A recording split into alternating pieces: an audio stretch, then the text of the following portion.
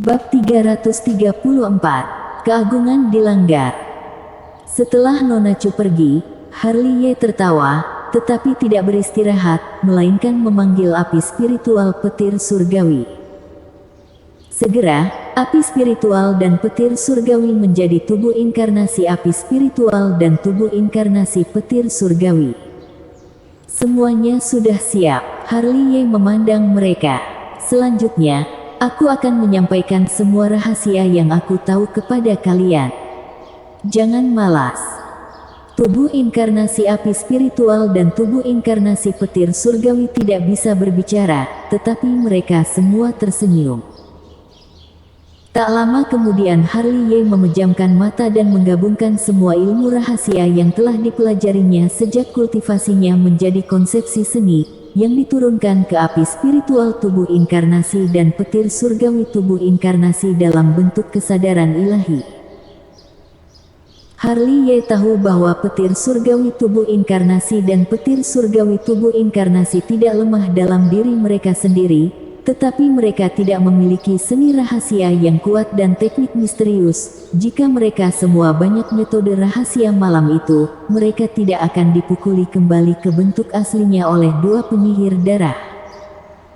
Segera, tubuh inkarnasi api spiritual dan petir surgawi tubuh inkarnasi duduk di sana dan terus-menerus memahami konsepsi seni Harley Ye. Di malam hari, Sekte Han Yue tidak tenang. Di puncak gunung Sekte Han Yue, ada seorang wanita menangis. Ketika dirinya masuk, dirinya menemukan bahwa itu adalah seorang murid perempuan dengan pakaian acak-acakan. Dia berantakan, dengan air mata di wajahnya dan bekas percikan darah di bagian bawah roknya. "Aku datang sendiri untukmu, itu adalah keberuntunganmu." Sebuah suara samar terdengar, dan dengan sadisme yang lucu, Zhenyi bersandar di kursi dengan senyum serius di mulutnya. "Aku adalah putra suci Sekte Han Yue, dan seluruh Sekte Han Yue akan menjadi milikku di masa depan. Oleh karena itu, aku menyarankanmu untuk bisa berpikir. Lebih baik kamu menelan semuanya malam ini, atau kamu akan membuatku putra suci tidak senang. Kamu tahu konsekuensinya." Murid perempuan itu tidak berbicara, tetapi berlari keluar dengan pakaian robek menutupi tubuhnya, wajahnya penuh air mata penghinaan. Setelah murid perempuan itu pergi, sesosok tubuh inkarnasi masuk dan memberi hormat dengan hormat kepada Zhenyi. Lalu dia berkata dengan nada menyanjung, "Tapi aku tidak tahu murid perempuan mana yang diinginkan putra suci selanjutnya. Aku akan menangkapnya untukmu." Zhenyi dengan santai memutar jari di ibu jarinya dan tersenyum. "Fan Skong, aku mendengar bahwa pria gemuk bernama Brady memiliki istri bernama Annie Tang. Aku ingin tahu apakah ada yang seperti itu." "Tang, Annie Tang." Fan Skong mengerutkan kening. "Putra suci, Brady dari keluarga Xiong di Nanjiang Selatan." "Apakah juga keluarga Xiong di Nanjiang Selatan?" Zhenyi tersenyum keras dan berkata, "Bahkan Andreas yang tidak bisa memberiku pelajaran. Mereka bukan apa-apa. Pergi saja dan ambil dia.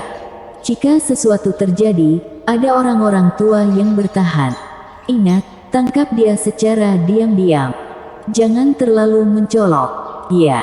Fan Skong menjawab, berbalik dan berjalan keluar. Setelah Fan Skong pergi, Zhenyi tersenyum lagi, wajahnya penuh cabul. Dia tersenyum, "Annie Tang, aku akan membiarkanmu merintih di bawah selangkanganku sampai mati. Harley Ye, aku ingin melihat sampai kapan kamu bisa bersembunyi." Ham. Larut malam, aula utama tetua Sekte Han Yue penuh dengan orang. Master Tong Xuan masih duduk di posisi tertinggi aula, dengan wajah serius. Di kedua sisi bagian bawah adalah tetua agung Sekte Han Yue. Di bagian bawahnya juga terdapat belasan sosok tubuh inkarnasi yang berdiri.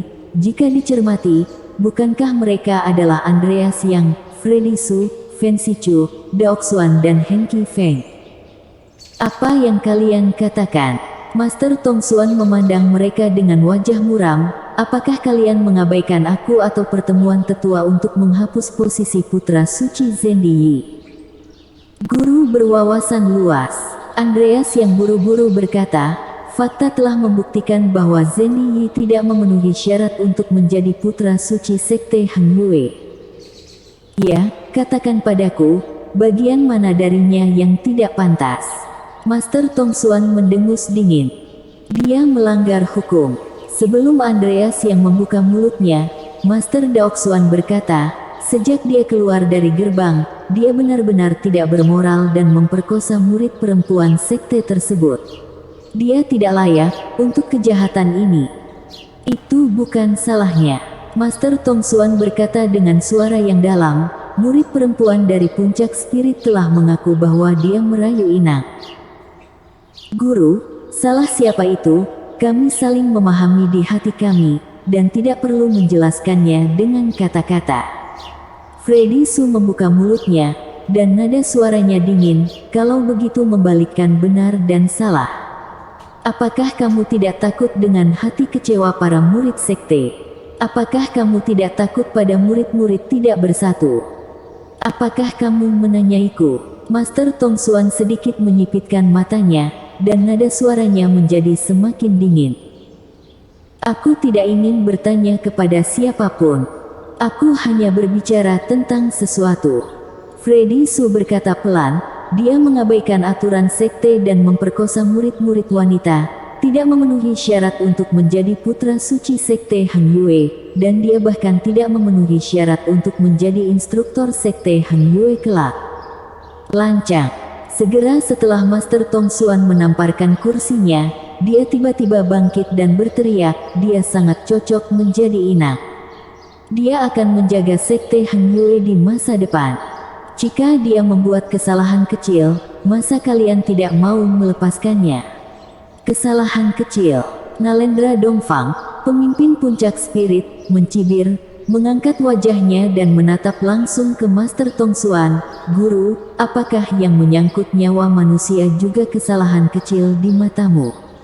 Sejak Zendi Yi lulus, salah satu murid perempuanku puncak spirit terbunuh, satu terluka dan satu diasingkan.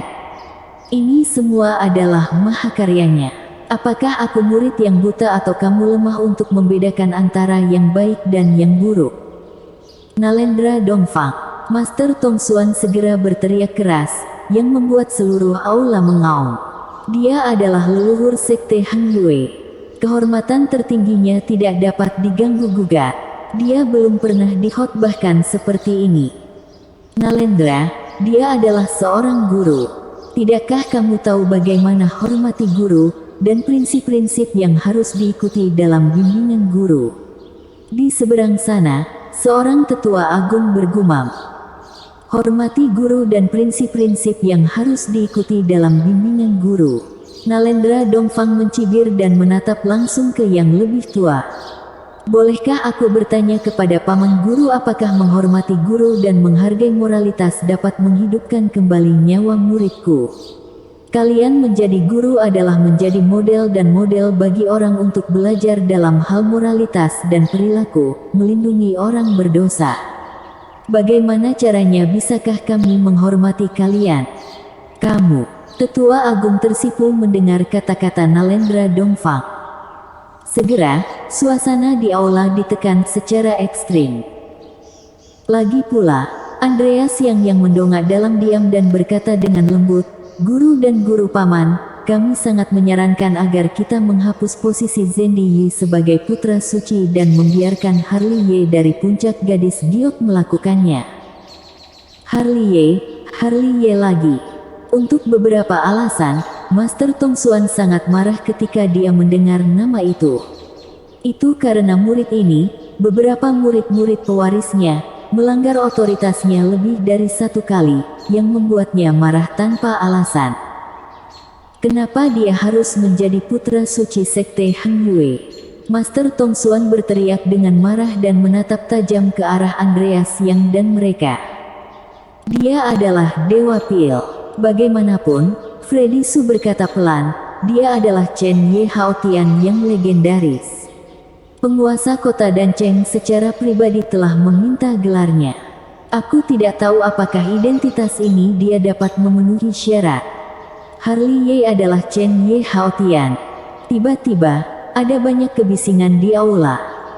Apakah dia dari keluarga bangsawan Haotian?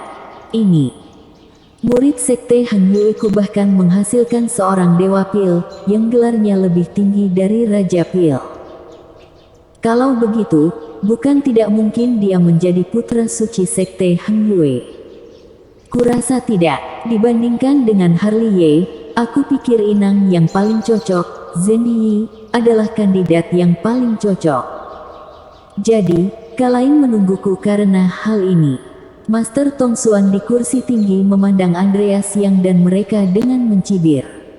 Dia dapat melihat bahwa tujuan mereka yang sebenarnya adalah membiarkan Harley Ye menjadi putra suci. Aku harap guru akan berpikir dua kali. Andreas yang membungkukkan tangannya dan berkata, Harley Ye memiliki potensi yang tidak kalah dengan Zhen Yi. Aku tidak setuju. Master Tong Xuan berteriak tanpa memikirkannya. Kenapa memangnya dia Dewa Pil? Tidak peduli seberapa tinggi potensinya, dapatkah dia dibandingkan dengan Inang? Master Tong Xuan benar-benar marah kali ini. Andreas Yang dan rekan-rekannya berkumpul di sini. Mereka cukup agresif. Mereka melanggar otoritasnya lebih dari sekali, yang membuatnya sangat marah. Bagaimana dia bisa ditentang oleh murid-muridnya? Semua kemarahannya membuatnya menunjuk Harley Ye. Karena Harley Ye, Andreas Yang dan murid-muridnya tidak menaatinya lagi dan lagi. Meskipun Harley Ye memiliki potensi besar, dia tetap mendukung Zhen Yi. Dia ingin membuktikan kepada semua orang bahwa orang yang menjaga sekte Heng Yue di masa depan adalah Zhen Yi yang dipilih olehnya, bukan Harley Ye yang dipilih oleh Andreas Yang. Dia ingin membuktikan kepada semua orang bahwa dia benar, dan martabatnya tidak bisa dilanggar. Guru, tolong pikirkan lagi. Andreas Yang dan yang lainnya berlutut. Tidak perlu berpikir lagi. Aku tidak akan setuju. Raungan Master Tong Xuan bergema tanpa batas di aula, dengan martabat yang tak terkalahkan, putra suci, putra sekte Heng Yue, hanya Zhen Yi. Kalian tidak perlu menyia-nyiakan usaha kalian. Guru, mundur, masalah ini tidak boleh dibahas lagi. Bersambung.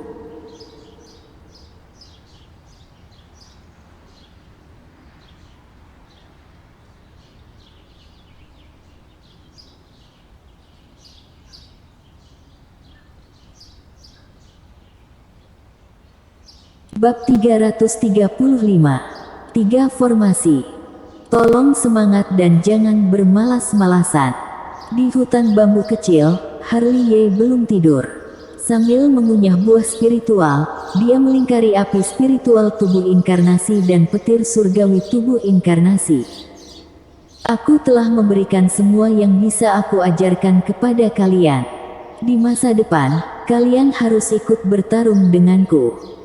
Berkonsentrasilah dan jangan membuatku hancur.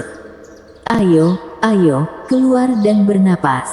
Harley Ye mengibaskan tangannya untuk memanggil puppet Jeanne. Jeanne, yang tidak mendapat perintah apapun, masih berdiri di sana seperti tiang kayu, dengan tatapan kusam dan mata kosong. Namun, meskipun dia tidak bergerak, dia diam-diam menyerap cahaya bintang dan cahaya bulan yang jatuh. Cahaya bintang dan cahaya bulan yang ditaburkan padanya diam-diam terintegrasi ke dalam tubuhnya, yang sangat aneh. Ini sangat bagus. Harley Ye menyentuh dagunya dan menatap Jeanne dari atas ke bawah. Baiklah, aku akan memberimu jimat spiritual tingkat tinggi Ju, jimat spiritual Xuan dan jimat senjata spiritual. Tidak apa-apa, jika punya uang. Puff. Di puncak flame sekte Heng Yue, Harley situ di ranjang rumah sakit menyemburkan darah lagi. Dasar. Harley situ marah, menyeka darah di sudut mulutnya, dan menuangkan seteguk anggur ke mulutnya lagi. Masih minum bahkan terluka seperti ini. Di satu sisi, Reina Ye segera mengambil labu anggur darinya, dan kemudian tidak lupa untuk memelototi Harley Situ. Sialan, jangan diambil. Harley Situ marah. Apa boleh buat, siapa yang menyuruh orang lain menjadi inang? Di samping tempat tidur, Yunani Sie membuka mulutnya. Dia tidak lupa menyeka darah dari sudut mulutnya, dan wajahnya sangat pucat. Dia hanya ingin memaksa Harley Ye turun gunung. Di satu sisi, Brady memarahi, dia masih terluka di tubuhnya yang gemuk. Sialan, Harley Ye telah menjadi orang cacat, masih tidak mau melepaskannya. Untungnya, Paman Guru Fancy Chu menutup seluruh puncak gadis giok. Untungnya, Harley Ye tidak tahu apa yang terjadi di kaki gunung itu. Kalau tidak, dengan amarahnya, dia harusnya pergi mencari Zendi Yi. Pandi Huo menutupi dadanya dan terbatuk. Untungnya kakak seperguruan Karafuli sedang bermeditasi, kalau tidak dia mungkin akan terluka parah. Dunia semakin buruk. Harley Situ menggertakkan giginya. Dia membuat begitu banyak kesalahan. Benar-benar mengerikan bahwa orang tua seperti itu masih melindunginya. Malam tanpa kata-kata, kedipan fajar. Di pagi hari, Harley Ye, yang tidur nyenyak, keluar dari kamar dengan wajah cerah. Api spiritual dan petir surgawi sudah kembali ke lautan diafragmanya, dan sekarang mereka sangat tenang. Sepertinya mereka masih memahami konsepsi seni dari metode rahasia yang diturunkan oleh Harley Ye. Ketika mereka keluar dari lautan diafragma lagi, mereka pasti luar biasa. Di halaman, Ranisi dan Winston Hu sudah bangun pagi untuk berlatih, masing-masing berkeringat dan tak kenal lelah. Gadis kecil ini benar-benar tidak sederhana. Dia jenius dalam berkultivasi. Melihat Ranisi dengan tenang, Harley Ye menghela nafas lagi. Pedang Ling Suang ada di tangannya, dan dia benar-benar terpesona oleh tariannya. Segera, Nona Fancy Chu pergi ke hutan bambu kecil. Dia mengenakan gaun peri berwarna-warni itu. Dia cantik, seperti peri di 9 dunia. Dia suci dan tanpa cacat. Harley Ye terlihat sedikit terpesona. Namun ia menyayangkan bahwa Fancy Chu hanya mengenakan pakaian peri berwarna-warni, tetapi ia tidak mengenakan jepitan rambut mutiara giok Phoenix. Wow! Begitu Fancy Chu masuk, Ranisi yang masih berlatih, mata besar Ranisi menjadi cerah. Bibi, betapa cantiknya kamu. Gadis kecil, mulutmu semakin manis. Bibi apa? Nanti disebut guru leluhur. Harley Ye datang dan menatap Ranisi dengan wajah datar. Tapi ketika dia melihat Fancy Chu, wajahnya menjadi cekikikan. Guru, apakah kamu merindukanku?